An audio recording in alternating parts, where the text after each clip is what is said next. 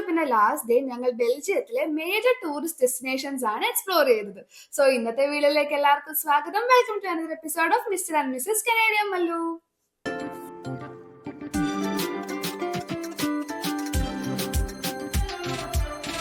അങ്ങനെ ഞങ്ങൾ രാവിലെ തന്നെ ഹോസ്റ്റലിൽ നിന്ന് ഇറങ്ങി ആദ്യമേ പോയത് ആൻഡ്രോപ്പ് സെൻട്രലിലേക്കാണ്. യൂറോപ്പിലെ തന്നെ ഏറ്റവും ബ്യൂട്ടിഫുൾ ആയിട്ടുള്ള റെയിൽവേ സ്റ്റേഷനിൽ ഒന്നാണ് ഇത്. ഇവിടെ വന്ന് ഇറങ്ങിയപ്പോൾ ഇത് ശരിക്കും ഒരു റെയിൽവേ സ്റ്റേഷൻ ആണോ എന്നൊക്കെ നമ്മൾ ആലോചിച്ച് പോകും. അതേപോലെ ഒരു കിടിലൻ ടെർമിനൽ ആയിരുന്നു ഇത്.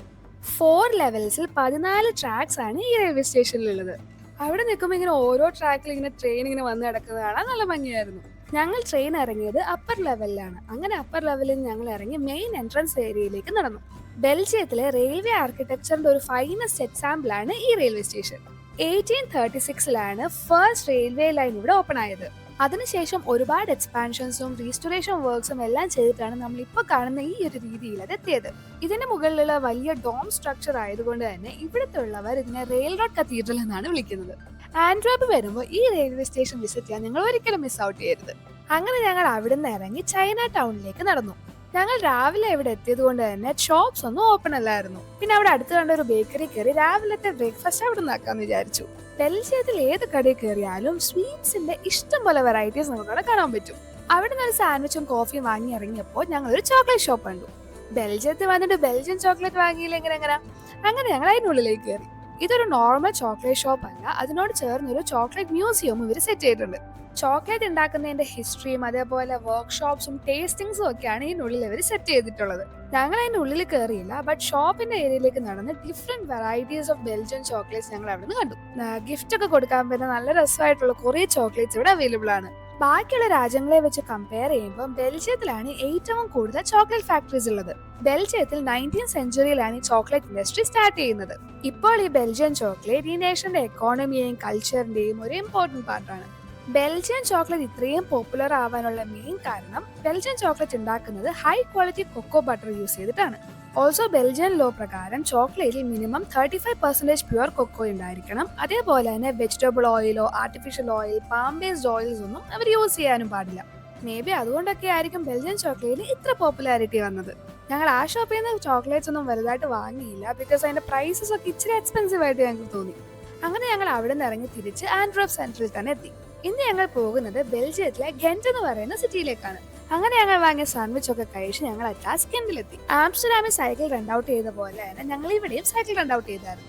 ഒരുപാട് ആപ്സ് ഞങ്ങൾ ഇൻസ്റ്റാൾ ചെയ്തിട്ടുണ്ടായിരുന്നു സൈക്ലിങ്ങിന് വേണ്ടി. പക്ഷെ ഇവിടെ വന്നപ്പോൾ ഡോങ്കി റിപ്പബ്ലിക്കിന്റെ ആപ്പാണ് ഞങ്ങൾക്ക് ഈസി ആയിട്ട് സൈക്കിൾ എടുക്കാൻ പറ്റിയത്. ഇതിന്റെ റേറ്റ് എങ്ങനെയാണെന്ന് വെച്ചാൽ ലെസ് ദാൻ 2 hours ആണ് നമ്മൾ എടുക്കുന്നതെങ്കിൽ ജസ്റ്റ് 5 euros പെർ സൈക്കിൾ ആവുന്നുള്ളൂ. ആപ്പ് ഇൻസ്റ്റാൾ ചെയ്ത് കഴിഞ്ഞാൽ നിയറസ്റ്റ് അവൈലബിൾ സൈക്കിൾസ് എവിടെയാണെന്ന് അതിന്റെ മാപ്പിൽ തന്നെ കാണിക്കും. അതേപോലെ തന്നെ നമ്മളിപ്പോൾ സൈക്കിൾ ചവിട്ടി പോകുമ്പോൾ എവിടെയെങ്കിലും ഷോപ്പിൽ കയറണമെന്നുണ്ടെങ്കിൽ ഈ സൈക്കിൾ ലോക്ക് ചെയ്യാനും എല്ലാം ആപ്പിൽ കൂടെ തന്നെ നമുക്ക് ചെയ്യാൻ പറ്റും. അങ്ങനെ ഞങ്ങൾ സൈക്കിൾ എടുത്ത് ഗെന്റ് കറങ്ങാൻ വേണ്ടി ഇറങ്ങി. ആദ്യമേ കണ്ട ബിൽഡിംഗ് ആണ് ജെറാഡ് ദി ഡെവിൽ കാസിൽ. ഇതൊരു 13th സെഞ്ചുറി ഗോത്തിക് ആർക്കിടെക്ചറിൽ പണിഞ്ഞ ബിൽഡിംഗ് ആണ്. അതെല്ലാം കണ്ടു നടക്കുമ്പോൾ അടുത്ത് സെന്റ് ബാബോസ് കത്തീഡ്രൽ കാണാം. ഇതും ഗോത്തിക് ആർക്കിടെക്ചറിൽ പണിഞ്ഞ റോമൻ കാത്തലിക് കത്തീഡ്രൽ ആണ്. ഇതിനുള്ളിൽ വളരെ ഫേമസ് ആയിട്ടുള്ള ആൽത്താർ പീസ് ഉണ്ട്, which is called adoration of the mystic lamb. പക്ഷെ ഇതിനെപ്പറ്റി ഞാൻ വോയിസ് ഓവർ ചെയ്യാൻ വേണ്ടി ഗൂഗിൾ സെർച്ച് ചെയ്തപ്പോഴാണ് അറിഞ്ഞത്. അതുകൊണ്ട് തന്നെ ഞങ്ങൾ അതിൻ്റെ ഉള്ളിൽ കയറിയില്ലായിരുന്നു പോയപ്പോൾ. അങ്ങനെ ഞങ്ങൾ ആ ചേർച്ചിന് പുറത്ത് നിന്നെല്ലാം കണ്ടതിന് ശേഷം ഞങ്ങൾ ബോർഡർ മാർക്കറ്റിലേക്ക് പോയി. നെതർലൻഡ്സിൽ കണ്ട ഗ്രോട്ടിയ മാർക്കറ്റ് പോലെ തന്നെയുള്ള ഒരു ഹിസ്റ്റോറിക്കൽ സെൻട്രൽ ഏരിയ ആണ് ഇവിടുത്തെ ബോർഡർ മാർക്കറ്റ്. ഇതാണ് ഇവിടുത്തെ സിറ്റി ഹാൾ. ഇവിടുത്തെ എല്ലാ ബിൽഡിങ്സും കാണാൻ ഭയങ്കര ഭംഗിയായിരുന്നു. എല്ലാ ബിൽഡിങ്സിലും ഒരുപാട് കൊത്തുപണികളൊക്കെ ചെയ്തിട്ട് നല്ല കിടലായിരുന്നു കാണാൻ. അങ്ങനെ ഞങ്ങൾ ആ ബിൽഡിംഗ് ഫുള്ള് ചുറ്റിനും നടന്ന് കണ്ടതിന് ശേഷം അടുത്തത് പോയത് ഗ്രാഫിറ്റി സ്ട്രീറ്റിലേക്കാണ്. ഇവിടെ വന്നപ്പോൾ പക്ക സബ്വേ സർഫേഴ്സ് കളിച്ചൊരു ഫീലായിരുന്നു. പക്ഷെ ആ ഗെയിമിലെ പോലെ ഇവിടെ സ്പ്രേ പെയിന്റ് അടിച്ചാൽ പോലീസ് പിടിക്കത്തില്ല. ഇത് ആക്ച്വലി റൂൾ ഫ്രീ ഏരിയ ആണ്. നമുക്ക് ഇഷ്ടമുള്ള പോലെ സ്പ്രേ പെയിന്റ് കൊണ്ടുവന്ന് ഇവിടെ ഇഷ്ടമുള്ള ആർട്ട് ചെയ്യാൻ പറ്റുന്നതാണ്. നിങ്ങൾ ഗെന്റ് പോവുകയാണെങ്കിൽ ഈ സ്ഥലം ഒരിക്കലും മിസ് ഔട്ട് ചെയ്യരുത്. ഭയങ്കര കളർഫുൾ ആൻഡ് വൈബ്രന്റ് ഏരിയ ആയിരുന്നു ഇത്. അങ്ങനെ ഞങ്ങൾ വീണ്ടും അവിടുന്ന് നടന്ന് അടുത്ത സ്ഥലത്തെത്തി. ഇങ്ങനെ നമ്മൾ ചുമ്മാ ഇങ്ങനെ ഒരു 45 ഇങ്ങനെ നടന്ന് കാണാനുള്ള സ്ഥലങ്ങളാണ് കഴിച്ചത്. ഞങ്ങളിവിടെ ഒരു ചേട്ടനെ പരിചയപ്പെട്ടത്. പുള്ളി ബാംഗ്ലൂരാണ്, ഇവിടെ വർക്ക് ചെയ്യുന്നത്. അപ്പോൾ പുള്ളി പറഞ്ഞാൽ ഫ്രിത്തൂറിന് എഴുതിയേക്കുന്നത് ഒറിജിനൽ ബെൽജിയം ഫ്രൈസ് ആയിരിക്കും. അപ്പോൾ ഞങ്ങൾ അത് കണ്ടുകൊണ്ട് ഒരു ബെൽജിയം ഫ്രൈസ് വാങ്ങാൻ വേണ്ടി കയറി. സോ ഞങ്ങൾ ബെൽജിയം ഫ്രൈസ് വാങ്ങി. Belgium fries basically French fries തന്നെയാണ്. ഫൺ ഫാക്ട്, ശരിക്കും ഫ്രഞ്ച് ഫ്രൈസ് അല്ല, ശരിക്കും ബെൽജിയം ഫ്രൈസ് ആയിരുന്നു. പക്ഷെ നമ്മുടെ നാട്ടിൽ ഇത് കഴിച്ചവർ സംസാരിച്ചിരുന്ന ലാംഗ്വേജ് ഫ്രഞ്ച് ആയതുകൊണ്ട് ഇതെല്ലാവരും ഫ്രഞ്ചുകാരാണെന്നുള്ള രീതിയിലാണ് ഇത് ഫ്രഞ്ച് ഫ്രൈസ് എന്ന് പേര് തരുന്നത്. നേരത്തെ വീഡിയോയിൽ ഞാൻ ആൽബർട്ട് ഹേജിയൻ സൂപ്പർ മാർക്കറ്റിനെ പറ്റി പറഞ്ഞായിരുന്നു. അതേപോലെ തന്നെ ഇവിടെ കാഫോർ എക്സ്പ്രസും കുറെ ഇടത്ത് നമുക്ക് കാണാൻ പറ്റും. കാഫോറിനെക്കാളും എനിക്ക് പക്ഷെ ഒന്നുകൂടെ ചീപ്പായിട്ട് തോന്നുന്നത് ആൽബർട്ട് ഹേജിയൻ ആണ്. പക്ഷെ ഇവിടെ എല്ലാ സാധനങ്ങളും അവൈലബിൾ ആണ്. Pop, biscuits, ready to eat food എല്ലാം ഇവിടെ ഉണ്ട്. പിന്നെ വേറൊരു നല്ലൊരു ഓപ്ഷൻ എനിക്ക് തോന്നിയത് പോളാണ്. പോൾ ആക്ച്വലി ഇവിടുത്തെ വലിയ എക്സ്പെൻസീവ് ഒന്നും അല്ലാത്ത നല്ലൊരു കഫേ ആയിട്ടാണ് എനിക്ക് ഫീൽ ചെയ്തത്. അവിടുന്ന് ഞങ്ങൾ നടന്നെത്തിയത് ക്രാൻലെ ഡിസ്ട്രിക്റ്റിലേക്കാണ്. ഇത് ആക്ച്വലി ഇവിടുത്തെ ഒരു ഹിസ്റ്റോറിക്കൽ പ്ലേസ് ആണ്. ആൻഡ് ഈ ലേക്കിൽ കൂടെ അവർ ബോട്ട് ക്രൂസസും നടത്തുന്നുണ്ട്. ഇത് ആക്ച്വലി വലിയ ക്രൗഡഡ് ഒന്നും അല്ലാത്തത് കൊണ്ട് നല്ല രസമായിരുന്നു ഇതിലേക്കൂടെ നടക്കാൻ. 10 euros തൊട്ടാണ് ബോട്ട് റൈഡ് സ്റ്റാർട്ട് ചെയ്യുന്നത്. ഇവിടെ വന്നപ്പോഴും ഒരുപാട് പ്രായമായിട്ടുള്ള ആൾക്കാരെയാണ് ഞങ്ങൾ കണ്ടത്. എല്ലാവരും ഭയങ്കര എൻജോയ് ചെയ്ത് നടക്കുന്നതാണ്, നല്ല രസമായിരുന്നു. അങ്ങനെ അതൊക്കെ കണ്ട് നടന്നപ്പോഴാണ് ഫ്രഷ് ബെൽജിയം വേഫേഴ്സ് കിട്ടുന്ന കട കണ്ടത്. പിന്നെ ഞങ്ങൾ അങ്ങോട്ടേക്ക് നടന്നു. ബെൽജിയത്തിൽ 2 ടൈപ്സ് ഓഫ് വാഫിൾസ് ആണ് കിട്ടുന്നത്. ഒന്ന് സർക്കുലറും പിന്നീടുള്ളത് റെക്ടാങ്കുലറും. ഈ റെക്ടാങ്കുലർ വേഫിൾസ് വാങ്ങുമ്പോൾ അതിന്റെ ഉള്ളിൽ ഓൾറെഡി ഷുഗർ ഉള്ളത് കൊണ്ട് തന്നെ അതിന് മുന്നിൽ പിന്നെ ടോപ്പിംഗ്സ് ആഡ് ചെയ്യേണ്ട ആവശ്യമൊന്നുമില്ല. പക്ഷെ ഒരുപാട് ബിസിയുള്ള ടൂറിസ്റ്റ് ഏരിയയിലെ കടകളിൽ പോയി കഴിഞ്ഞാൽ ഈ റെക്ടാങ്കുലർ വാഫിൾസിന്റെ മണ്ടയ്ക്കും കുറെ ടോപ്പിംഗ്സും ഐസ്ക്രീം ഒക്കെ വെച്ച് കിട്ടുന്നത് കാണാം. അതൊന്നും ഒതന്റിക് അല്ല എന്നാണ് ഇവിടുത്തെ ആൾക്കാർ പറയുന്നത്. ആ വാഫിളൊക്കെ കഴിച്ചു വന്നപ്പോഴാണ് പുട്ടുകുറ്റി വെച്ചിട്ട് ഒരു ചെയർ ഉണ്ടാക്കിയേക്കുന്നത് കണ്ടത്. എന്തായാലും ഭയങ്കര വെറൈറ്റി ആയിപ്പോയി. അങ്ങനെ അവിടെ നിന്ന് നടന്നു വരുമ്പോൾ കാണുന്നതാണ് കാസിൽ ഓഫ് ദ കൗണ്ട്സ്. ഇത് ആക്ച്വലി ഒരു 10th century കാസിലാണ്. ആൻഡ് ഇതിനുള്ളിൽ ഒരു ആർമറി മ്യൂസിയം ഉണ്ട്. ഇത്രയും നേരം നടന്ന് ക്ഷീണിച്ചത് കൊണ്ട് ഞങ്ങൾ പിന്നെയും സൈക്കിൾ ചവിട്ടാന്ന് വിചാരിച്ച് സൈക്കിൾ റെന്റ് ഔട്ട് ചെയ്തു. ഗെൻഡൽ ശരിക്കും ഒരു 2 hours സ്പെൻഡ് ചെയ്ത് കഴിഞ്ഞപ്പോൾ ഞങ്ങൾ ഇനിയും തിരിച്ച് ബ്രസൽസിലേക്ക് പോകാൻ വേണ്ടി ട്രെയിൻ സ്റ്റേഷനിലേക്ക് പോവാണ്. അങ്ങനെ ഞങ്ങൾ സൈക്കിൾ എടുത്തപ്പോൾ ചേട്ടനെടുത്ത സൈക്കിളിന് എന്തോ ഒരു മിസ്റ്റേക്ക് ഉണ്ടെന്ന് തോന്നി. അപ്പോൾ തന്നെ ഞങ്ങൾ ആ സൈക്കിൾ അവിടെ വെച്ചിട്ട് വേറെ സൈക്കിളുമായിട്ട് ഞങ്ങൾ അത് സ്വാപ്പ് ചെയ്തു. ഈ സ്വാപ്പ് ചെയ്യുന്ന ഓപ്ഷൻ എനിക്കിത് ഭയങ്കരമായിട്ട് ഇഷ്ടപ്പെട്ടു. കാരണം നമ്മൾ എടുക്കുന്ന സൈക്കിളിന് എന്തെങ്കിലും ഇഷ്യൂ ഉണ്ടെങ്കിൽ നമുക്ക് വേറൊരു സൈക്കിളുമായിട്ട് നമുക്ക് സ്വാപ്പ് ചെയ്യാനുള്ള ഓപ്ഷൻ ഉണ്ട്. ബെൽജിയത്തിലും നെതർലൻഡ്സിലും വരുവാണെങ്കിൽ സൈക്കിൾ റെന്റ് ചെയ്യാനും അത് സ്വാപ്പ് ചെയ്യാനും ഒക്കെ ഭയങ്കര ഈസിയാണ്. ആംസ്റ്റർഡാമിൽ ചെല്ലുമ്പോൾ മാത്രം ഒന്ന് ശ്രദ്ധിച്ചാൽ മതി. ആംസ്റ്റർഡാം മെയിൻ സിറ്റിയിൽ സൈക്കിൾ തെഫ്റ്റ് കൂടുതലായതുകൊണ്ട് ഡെസിഗ്നേറ്റഡ് പ്ലേസസിൽ മാത്രമേ നമുക്ക് സൈക്കിൾ ലീവ് ചെയ്യാൻ പറ്റുള്ളൂ. പക്ഷെ ബെൽജിയത്തിൽ നമുക്ക് ഇഷ്ടമുള്ളത് ലീവ് ചെയ്യാം, വേറെ സൈക്കിൾ കിട്ടുമ്പോൾ അവിടെ നിന്ന് എടുക്കാം, അങ്ങനെ ഒരു ഓപ്ഷനാണ് അവിടെ. അങ്ങനെ അറ്റ്ലാസ്റ്റ് ഞങ്ങൾ ട്രെയിൻ സ്റ്റേഷനിലെത്തി. ഇവിടുത്തെ ടിവിയിൽ ഡച്ചിലായിരുന്നു പ്ലേസിന്റെ പേരൊക്കെ മെൻഷൻ ചെയ്തിട്ടുണ്ടായിരുന്നത്. അങ്ങനെ അറ്റ്ലാസ്റ്റ് ഞങ്ങൾ ഗൂഗിൾ ട്രാൻസ്ലേറ്റ് യൂസ് ചെയ്താണ് ഇത് തന്നെയാണോ കറക്റ്റ് ട്രെയിൻ എന്നൊക്കെ ഞങ്ങൾ കണ്ടുപിടിച്ചത്. അങ്ങനെ ഞങ്ങൾ ബ്രസൽസ് എത്തി. ബ്രസൽസിലെ ഗ്രാൻഡ് പ്ലേസിലേക്കാണ് ഞങ്ങൾ ആദ്യമേ നടന്നത്. അങ്ങോട്ടേക്ക് നടന്നപ്പോൾ ഞങ്ങൾ ആദ്യമേ കണ്ടതാണ് Cathedral of Saint Michael and Saint Gudula. ഇത് പുറത്തു നിന്ന് കാണാനും അതേപോലെ അകത്ത് നിന്ന് കാണാനും നല്ലൊരു സൂപ്പർ ചർച്ച് ആയിരുന്നു. ഇതിന്റെ ഉള്ളിൽ കയറാൻ എൻട്രൻസ് ഫീ ഒന്നുമില്ല. അകത്തേക്ക് കയറുമ്പോൾ തന്നെ ആദ്യമേ ഫ്രഞ്ച് റോയൽ ഫാമിലിന്റെ ഫോട്ടോസ് എല്ലാം ഡിസ്പ്ലേ ചെയ്തേക്കുന്നത് കാണാം. ഇത് ബ്രസൽസിലുള്ള ബ്രാബന്റൈൻ ഗോത്തിക് ആർക്കിടെക്ചറിൽ പണിഞ്ഞ കാത്തലിക് കത്തീഡ്രൽ ആണ്. ഇതിനുള്ളിൽ കയറിയപ്പോൾ എല്ലാവരും ഭയങ്കര സൈലന്റ് ആയിട്ടിരുന്ന് പ്രേയേഴ്സ് ഒക്കെ ചെയ്യുന്ന കാണായിരുന്നു. 300 വർഷം എടുത്താണ് ഈ കത്തീഡ്രൽ അവർ പണിഞ്ഞത്.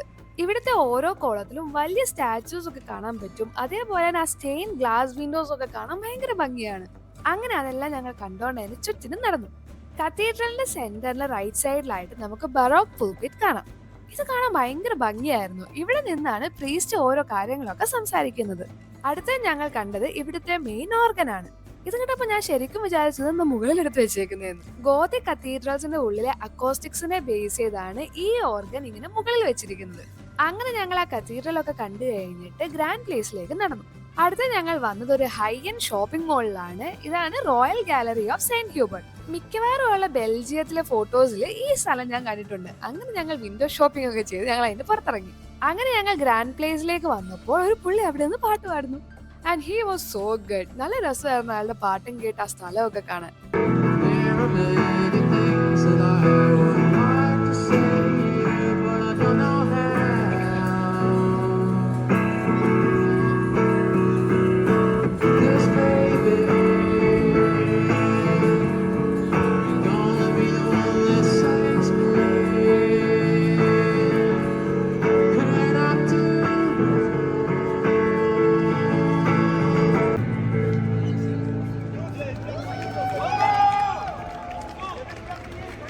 വാക്കിംഗ് ഫ്രാൻസിസ് എന്നാണ് ഈ പുള്ളിയുടെ ഇൻസ്റ്റാഗ്രാം പേജ്.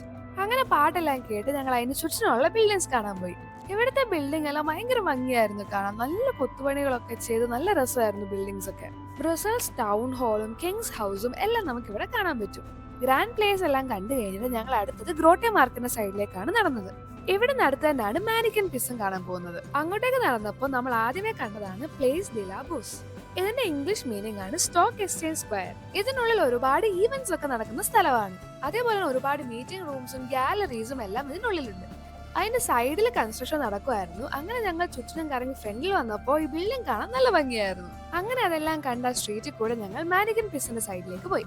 ബ്രസൽസിലെ ഒരു മോസ്റ്റ് ഇമ്പോർട്ടന്റ് ലാൻഡ്മാർക്ക് ആണ് മാനിക്കൻ പിസ്. മിഡ് 15th സെഞ്ചുറിയിൽ ബ്രോൺസ് കൊണ്ടുണ്ടാക്കിയ ഒരു ഫൗണ്ടൻ സ്കൾപ്ചർ ആണ് ഇത്. ഇതിന് പുറയിൽ ഒരുപാട് ലെജൻഡ്സ് ഉണ്ട്. പ്രിസേഴ്സിനെ രക്ഷപ്പെടുത്താൻ വേണ്ടി ബേണിംഗ് ഫ്യൂസിന് മുകളിൽ ഈ കുട്ടി പിസ് ചെയ്തു എന്നാണ് ഫസ്റ്റ് ലെജൻഡ് പറയുന്നത്. കുട്ടി വിച്ചിന്റെ ഡോറിന് മുകളിൽ പീ ചെയ്തുകൊണ്ട് കുട്ടീനെ സ്റ്റാച്ചു ആക്കിയതാണെന്നും വേറൊരു ലെജൻഡ് പറയുന്നു. അങ്ങനെ അതെല്ലാം കണ്ടുകൊണ്ട് ഞങ്ങൾ ആൽബർട്ട് ഹേജിന്റെ അടുക്കിലെത്തി. ഇവിടെ വന്നപ്പോൾ അത് വേറെ ചെറുക്കിന് എനിക്ക് ഹായ് ഒക്കെ തന്നു. അങ്ങനെ ഞങ്ങൾ അകത്ത് കയറി സാൻഡ്വിച്ച് വാങ്ങിച്ചു ഞങ്ങൾ ഇറങ്ങി. ഇത് കഴിഞ്ഞ് ഞങ്ങൾ തിരിച്ച് ഹോസ്റ്റലിൽ പോയി. നെക്സ്റ്റ് ഡേ ആയിരുന്നു ഞങ്ങളുടെ തിരിച്ചു വരാനുള്ള ഫ്ലൈറ്റ്. ഒരാഴ്ചയൊക്കെ എന്ത് പെട്ടെന്നാണ് പോകുന്നത്. ആംസ്റ്റർഡാമിൽ നിന്നായിരുന്നു ഞങ്ങളുടെ റിട്ടേൺ ഫ്ലൈറ്റ്. ബെൽജിയത്തിൽ ജസ്റ്റ് 2 hours ട്രെയിൻ റൈഡ് ഉണ്ടായിരുന്നുള്ളൂ ആംസ്റ്റർഡാം എത്താൻ. അങ്ങനെ ഒരാഴ്ചത്തെ ട്രിപ്പ് കഴിഞ്ഞ് ഞങ്ങൾ കാനഡയിലെ നോർമൽ ലൈഫിലേക്ക് എത്തി. ഈ യൂറോപ്പ് ട്രിപ്പിന്റെ വ്ളോഗ്സ് എല്ലാം നിങ്ങൾക്ക് ഇഷ്ടപ്പെട്ടു എന്ന് വിചാരിക്കുന്നു. വീണ്ടും ഒരുപാട് വീഡിയോസ് ഞാൻ പോസ്റ്റ് ചെയ്യുന്നതായിരിക്കും. So please subscribe and support us.